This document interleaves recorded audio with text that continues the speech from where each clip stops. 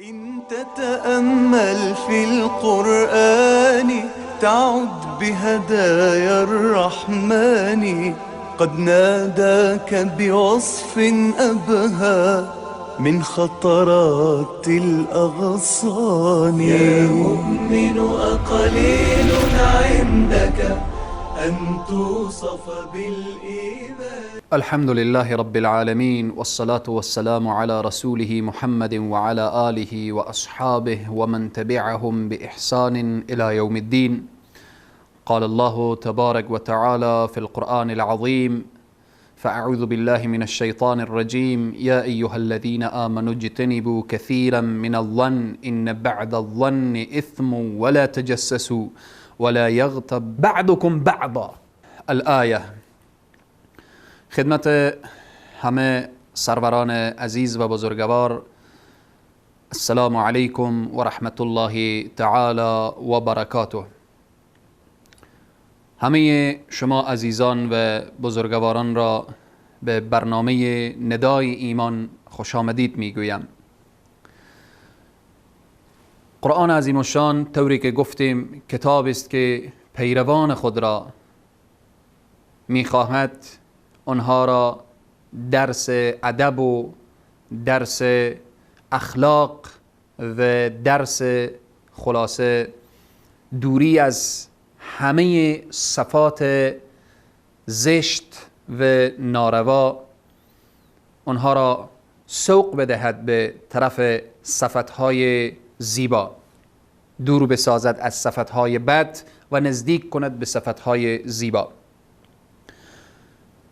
این آیه مبارکه از جمله آیات است که بر اهل ایمان نازل می شود و آنها را متوجه می سازد و آنها را از اعمالی که در این آیه هست آنها را برحذر می دارد. یا ایها الذین آمنوا اجتنبوا کثیرا من الظن این بعد الظن اثم. اهل ایمان باید متوجه باشن که گمان بد، ظن بد یا ظن سو خیلی کار خطرناکی هست. انسان نباید نسبت به برادر مسلمان خود گمان بد داشته باشه، ظن بد داشته باشه، به خاطر اینکه این عمل زشت هست. شما یک خواهر را ببینید با او گمان بد کنید، یک برادر را ببینید گمان بد داشته باشید و ظن خوبی نداشته باشید، الله سبحانه و تعالی برای اهل ایمان میگه یا ایها الذین آمنو، ای اهل ایمان، ای مؤمنین، شما اجتناب کنید از ظن بد، از گمان بد، از ظن سو. شما انسان باید ظن المؤمنین خیرا، گمان مسلمان باید همیشه به خیر باشه، باید همیشه خیر فکر بکنه، همیشه مثبت فکر بکنه. نباید ما در بین جامعه مجرده که یک خواهر را میبینیم در فکر ما بگرده که خدای نخواسته این خواهر خوبی نیست، این برادر خوبی نیست و این شخص خوبی نیست. اگر چنین انسان فکر کرد فردا در صحرای محشر باید جواب بده که چرا قضاوت بد کردی، چرا قضاوت عجولانه کردی، چرا قضاوت بالاخره قضاوتی که این شخص نبود دارای چنین اعمالی تو فکر می کردید که این اعمال زشت داره. یا ایها الذین آمنوا اجتنبوا کثیرا من الظن ان بعد الظن اثم. خیلی از گمان ها گناه هست، این گناهه. ان بعد الظن اثم ولا تجسسوا. صفت دیگر ما را متوجه می سازه که شما تجسس نکنید نسبت به برادر مسلمان خود، خواهر مسلمان خود. شما تجسس نکنید. تجسس کردن کار انسان مسلمان نیست، مگر اینکه موارد خاصی که در لحظات جنگ و جهاد و مبارزه و بالاخره در او حالتهای استثنایی. اما تجسس هایی که من از برادر مسلمان تجسس کنم، برادر مسلمان از من تجسس کنه، خواهر مسلمان از برادر خود را تجسس داشته باشه و برادر مسلمان نسبت به خواهر خود تجسس. الله سبحانه و تعالی میگه ای اهل ایمان، شما به هیچ کس گمان بد نداشته باشید. خیلی از گمانها گناه است و همچنین شما تجسس نکنید. ولا یغتب بعضکم، شما غیبت بعض دیگر را نکنید. بعضکم بعضا، غیبت در این آیه مبارکه منع شده، از اعمال زشت شمرده شده. حتی در بعضی روایات داریم الغیبت اشد من الزنا، بدتر از گناه، بدتر از زنا گفته شده. در ادامه آیه میفرمایه که ایحب احدکم ان یأکل لحم اخیه میتا، چه کسی دوست داره؟ آیا دوست دارید گوشت برادر مرده تان را بخورید؟ کسی چنین کار دوست نداره.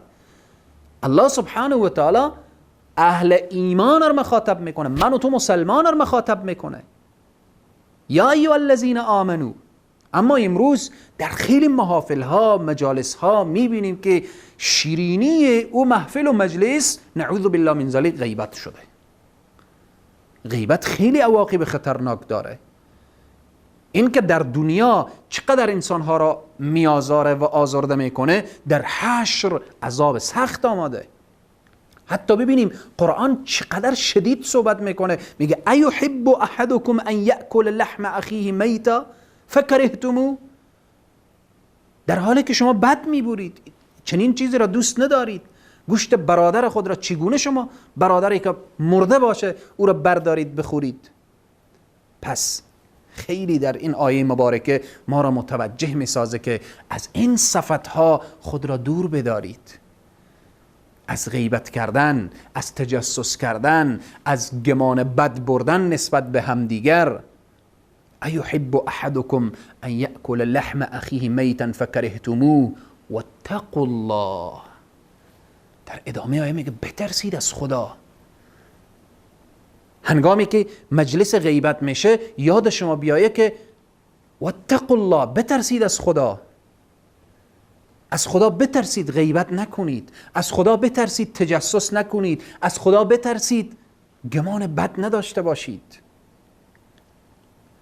ما اگر با یک شخص گمان نیک داشته باشیم، حتما شخص خوبی های داره، بر او خوبی ها از او گمان نیک داشته باشیم اجر و پاداش میگیریم.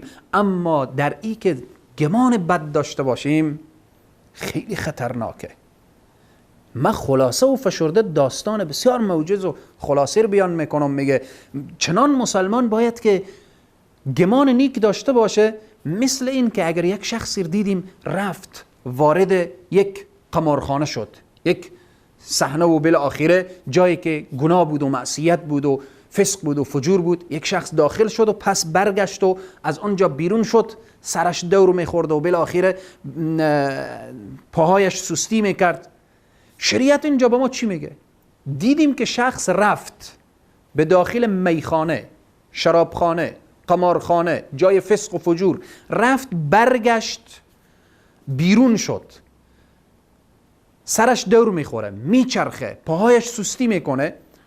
حالا دین با ما میگه شما نگیم که این رفته در اونجا خورده، شراب خورده،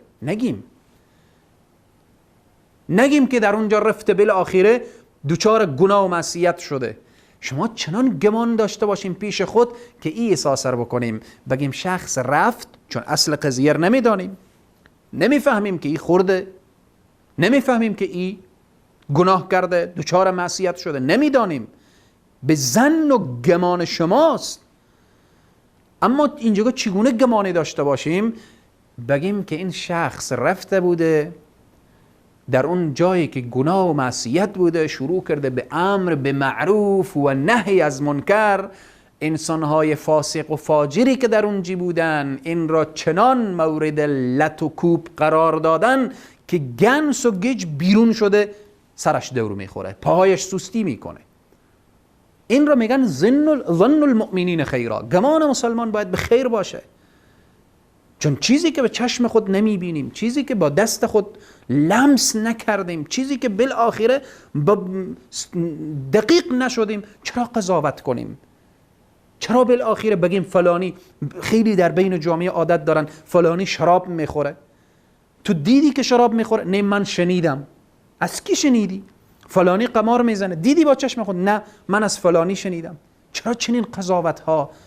چرا چنین بالاخره حرفها و گمانها بین جامعه اسلامی؟ قرآن هست که اهل ایمان را درس میده. این برنامه ما ندای ایمان، یعنی ندای قرآن، ندای رحمان بر اهل ایمان هست. میخوای شاگردان خور مؤدب بسازه و در حقیقت مؤدبم ساخت. بهترین قرن ساخت زمان نزول قرآن. وقتی قرآن نازل شد او زمان بهترین قرن بود، بعد از اون قرن بهترین قرن بود، بعد از اون قرن بهترین قرن بود که رسول الله فرمودن خیر القرون قرنی ثم الذین ثم الذین. به همین طریق الله سبحانه و تعالی بر ما توفیق بده که این آیاتی که میگه یا ایها الذین آمنو، تک تک ما احساس کنیم که 100% بدانیم که این آیه ما را مخاطب داره، بر ما حرف میزنه و ما را متوجه میسازه، نه دیگر کسی. خلاصه این آیه الله ما را از این که گمان بد داشته باشیم ما را برحذر میداره، از این که غیبت کنیم ما را برحذر میداره، از این که تجسس کنیم ما را برحذر میداره و در اخیر میفرماید واتقوا الله ان الله تواب الرحیم. اگر کسی چنین اعمال داشت خدای تبارک و تعالی توبه پذیر هست، توبه کنه، و رحیم و مهربان هست. موفق و پیروز باشید تا برنامه بعد. خدا حافظ و نگهدار همه شما بزرگواران. إن تتأمل في القرآن تعد بهدايا الرحمن قد ناداك بوصف أبهى من خطرات الأغصان. يا مؤمن أقليل عندك أن توصف بالإيمان.